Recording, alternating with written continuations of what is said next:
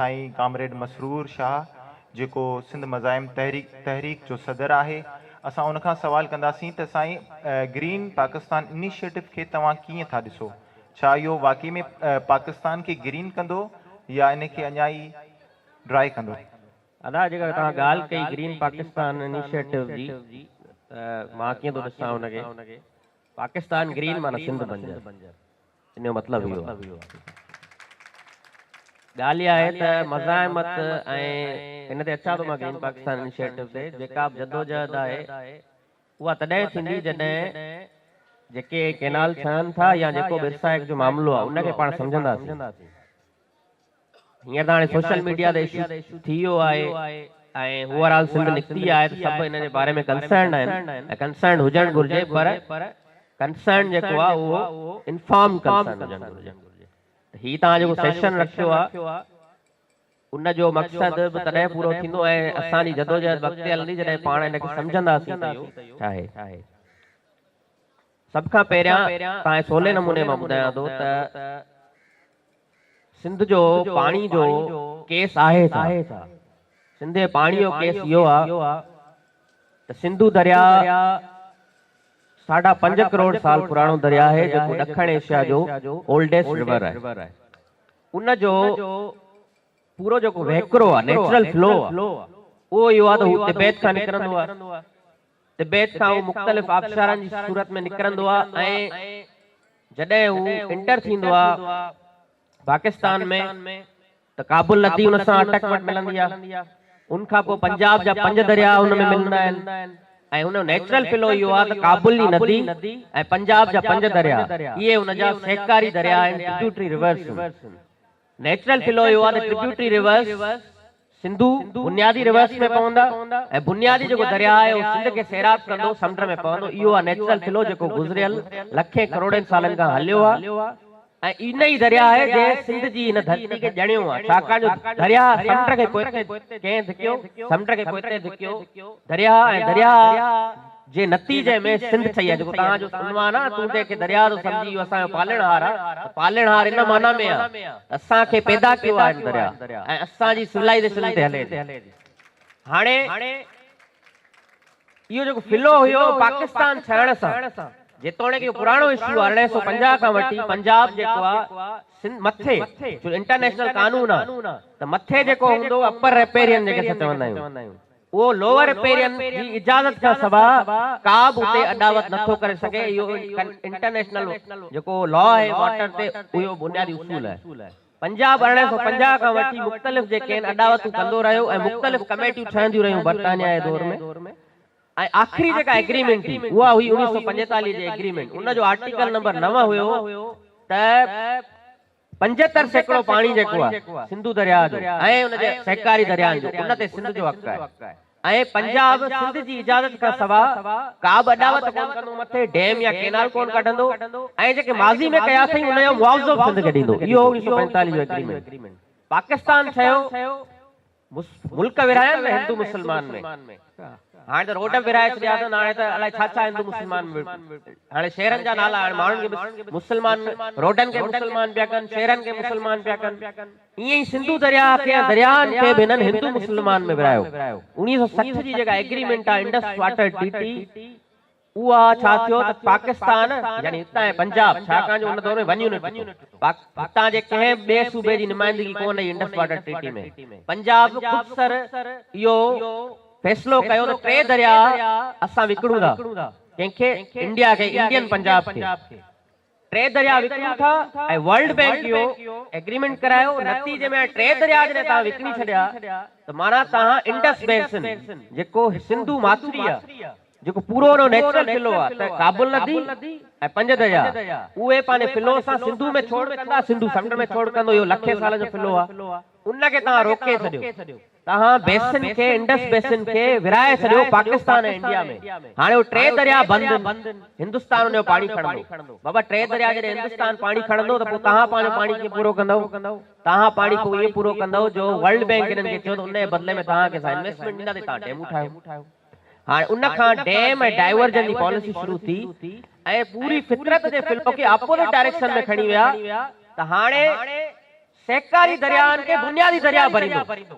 इहो ॿुधो आहे तव्हां कॾहिं? सहकारी दरिया भरींदा आहिनि दुनिया में बुनियादी दरिया खे। बुनियादी दरिया पढ़ंदो आहे समुंड में, पर हिननि छा तरबेला सिंधु ते उन मां कढियल केनाल, उन्हनि केनालनि जे ज़रिए उहो पंजाबी ज़मीन खे भरण शुरू कयो। पोइ छा आहिनि चश्मा झेलम लिंक केनाल। हाणे चश्मा झेलम लिंक केनाल कंहिंसां कंहिंखे लिंक कंदो आहे? सिंधु खे लिंक कंदो आहे झेलम सां, ऐं उहो पाणी सिंधु जो वेंदो आहे झेलम में, झेलम जी एरिया में। हाणे थियण त ईअं घुरिजे झेलम जो पाणी सिंधु में किरे फिलो हुयो, हाणे उबतो फिलो थी वियो।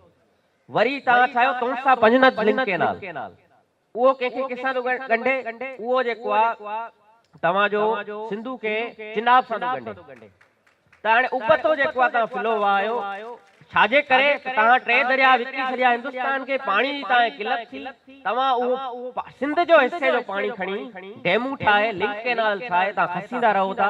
असांजो इहो चवणु आहे त हाणे असांखे पहिरीं ॻाल्हि इहा जेके तव्हां माज़ी में ठाहियूं असांखे क़बूल कोन आहिनि, पर हाणे फर्दर असां कोन था क़बूल करे सघूं। इहा ॻाल्हि लेटेस्ट जेको इशू आहे, हाणे मां तव्हांखे ॿुधाए छॾियो हिकिड़ो बैकग्राउंड कीअं फुरींदा रहिया आहिनि असांखे। हिननि चयो त Chashma Jhelum link canal flood canal थींदो। जॾहिं फ्लड ईंदो सिंध जे वज़ीर आला खां असां इजाज़त वठंदासीं, पोइ चश्मा झेलम लिंक केनाल वहाईंदासीं। हाणे उहो 12 महीना वहंदो आहे, सिंध खां कोन पुछंदा आहिनि। फ्लड केनाल तव्हांजो 12 महीना वहे थो। उन खां पोइ तव्हां चयो तोंसा पंजनत उहो फ्लड केनाल आहे, उहो 12 महीना वहे थो। त ईअं असां धोखा कंदा आहिनि। पोइ कालाबाग डैम, पोइ ग्रेटर थल केनाल। 1991 जो हिननि मुआहिदो कयो। 1991 जे मुआहिदे में जे नतीजे में जेतोणीकि 1991 जे मुआहिदे में बि सिंध जा एतिराज़ आहिनि। छाजे करे एतिराज़ आहिनि? इन करे एतिराज़ आहिनि त 1945 जे मुआहिदे में जेकॾहिं सिंध जो हिसो 75% हुयो, त 1991 जे मुआहिदे में असांजो 40 खां 50% वञी मसब अचो आहे। छो त टे दरिया होॾां विया हलिया, त पोइ उन जो मुआवज़ो केरु ॾींदो असांखे? ॿियो हिननि चयो 1991 में जे मुआहिदे में सिंध चयो त बाबा असांखे 10 मिलियन यानी 10 लख क्यूसेक हर साल कोटड़ी डाउन स्ट्रीम खपनि जेकॾहिं इंडस डेल्टा खे बचाइणो आहे। त तव्हांखे ख़बर हुजणु घुरिजे त इंडस डेल्टा असांजो 90% तबाह थी चुको आहे। असांजो जेको सामूंडी पट्टी में रहे थो माण्हू, उहो 90% गुरबत जी लकीर खां हेठि थो गुज़ारे। 35 सवेर कंहिं दोस्त जो 5 लख एकड़, 5 लख न 35 लख एकड़ समुंड पाए चुको आहे। त इहो सॼो जेको प्रोसेस आहे छाजे करे थियो? असां डिमांड कयूं 91 में त 10 मिलियन एकड़ फील्ड ॾियो। हिननि चयो त असां फर्दर स्टडी कंदासीं, पोइ हिन सोचींदासीं। 2000 वारे दौर में फर्दर स्टडी कराई इंटरनेशनल पैनलिस्टनि खां। उन्हनि चयो बाबा 8 लख खां 9 लख क्यूसेक पाणी साल में, ऐं रोज़ाने जे बुनियाद ते 5000 क्यूसेक पाणी कोटड़ी डाउन स्ट्रीम में छॾणो आहे। अॼु ॾींहं ताईं ही छा कंदा आहिनि? फ्लड ईंदो आहे त छॾींदा आहिनि, पोइ 8 साल पाणी कोन हूंदो आहे, हिकिड़ो साल फ्लड अची वियो, पोइ चवंदा एवरेज तव्हां कढी वठो, असां कढे छॾियो न। बाबा तव्हांखे मां महीने जो पाणी अॼु पारे छॾियां, पोइ वरी महीनो पाणी न ॾियां, तव्हां चओ त बाबा तव्हां मिली वियो न पाणी। ही असां ईअं इन्हनि कयो। हाणे 91 जे मुआहिदे जे नतीजे में ठही इरसा एक्ट। उहो छा आहे? इरसा एक्ट जी जेका जुरिस्डिक्शन आहे उहा इहा आहे त उहा सूबनि मां हिकिड़ो नुमाइंदो हूंदो, उनजो हिकिड़ो रोटेटरी चेयरमैन हूंदो। इरसा वटि ॿी का बि अथॉरिटी कोन्हे सवाइ हिन जे जेको तय थियल पाणी जो फार्मूलो आहे 91 जे मुआहिदे में, उनजी रेगुलेशन। हाणे नया के बि मामला अगरि पाणी जा तय करणा आहिनि त उहे थींदा काउंसिल ऑफ कॉमन इंटरेस्ट में, आईन जे तहत। हिननि छा कयो आहे हाणे त ग्रीन पाकिस्तान इनिशिएटिव, पहिरियां मां तव्हांखे ॿुधायां त ग्रीन पाकिस्तान इनिशिएटिव माना कॉर्पोरेट फार्मिंग जे नतीजे में जेका लखे एकड़ ज़मीन ॾिनी वई आहे अस्करी इदारनि खे ऐं अरब शेखनि खे, उनखे कीअं आबाद कजे, उनजो नालो रखियो अथनि ग्रीन पाकिस्तान इनिशिएटिव। पाणी आहे कोन, अॻे इंडस बेसिन में पाणी कोन्हे, पोइ लिंक केनाल कढी उहे ज़मीनूं आबाद करणियूं। थर हूअं थर त आबाद करे छॾियो, हाणे छो थर यादि आयो? थर में अदा अछड़े थर में ज़मीनूं मिलियूं आहिनि कॉर्पोरेट फार्मिंग में, उहे आबाद करणियूं आहिनि। सिंपल ॻाल्हि आहे। चोलिस्तान भला हिननि खे छो यादि आयो आहे? जॾहिं माण्हू जेके ज़रई इलाइक़े में रहनि था उन्हनि वटि पाणी कोन्हे, त तव्हां वरी थर जे माण्हुनि खे कीअं पिया आबाद कयो? हाणे तव्हां यादि आयो? 75 साल में तव्हां थर यादि कोन आयो, चोलिस्तान तव्हां यादि कोन आयो, हाणे छो यादि आयो? ज़मीनूं अलाट थियूं लश्करी इदारनि खे, उन्हनि खे खपे पाणी। हाणे उहे करे कोन था सघनि। इरसा तव्हां मां ॿुधायो त रेगुलेटरी अथॉरिटी सूबे जी इक्वल नुमाइंदगी हूंदी आहे।